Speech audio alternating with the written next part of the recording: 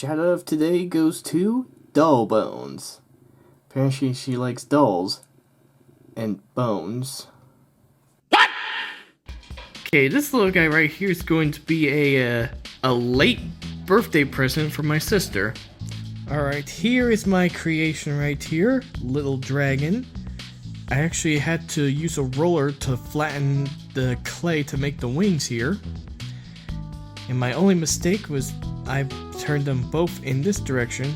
This one should be folded a little that way. But not gonna make much of a big deal out of it. I think my sister will like this thing regardless. Sculpting on the neck here to attach the head to the body. Interesting thing, I actually sculpted this horn on the head, then baked it.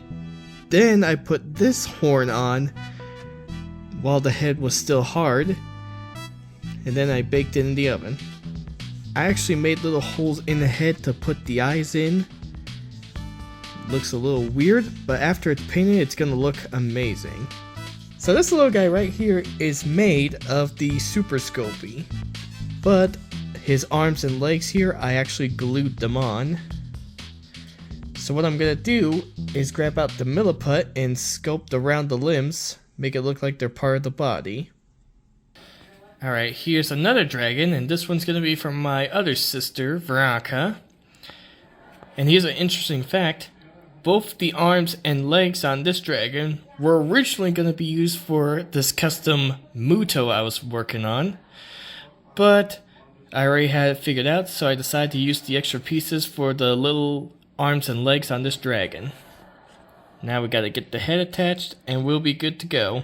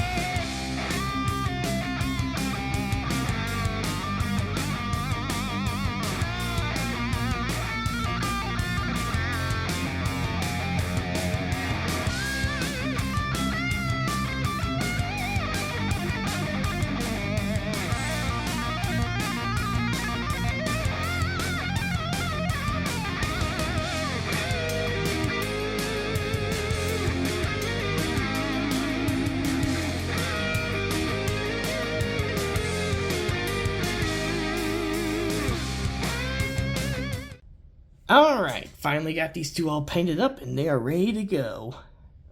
So the purple dragon's for Serena, blue one here's for Veronica. I should probably switch them over here because I used these colors for this one and these colors for this one. So the base color for this guy is this acrylic purple, and his underbelly right here is done in the warm beige. Use black for the eyes, same for this one. Then I used the top-notch dark green here. Put some of these little dots right here you can see. Also more dots on this side. And the under section of his wing is like a dark reddish brown color. Mix a little bit of black with the top-notch red to make the color for the wings. As for the blue one, it's done in the Crayola blue. The underbelly is the top-notch khaki. Wings are done in the folk art fuchsia, or as I like to call it, a bright pink. Used a little bit of this brown right here to do these two marks on his head. Also used a little bit of the pink here, along with the top-notch red, and did all these little dots around his tail. So now that these two are all completed, I'm going to send them to my sisters, and we'll see if they like them. Until then, hope you guys enjoyed this video. Like and subscribe for more action like this. Still got more customs in the future, like this guy. And still working on repainting this guy. Until then, I'll see you all later. Wah!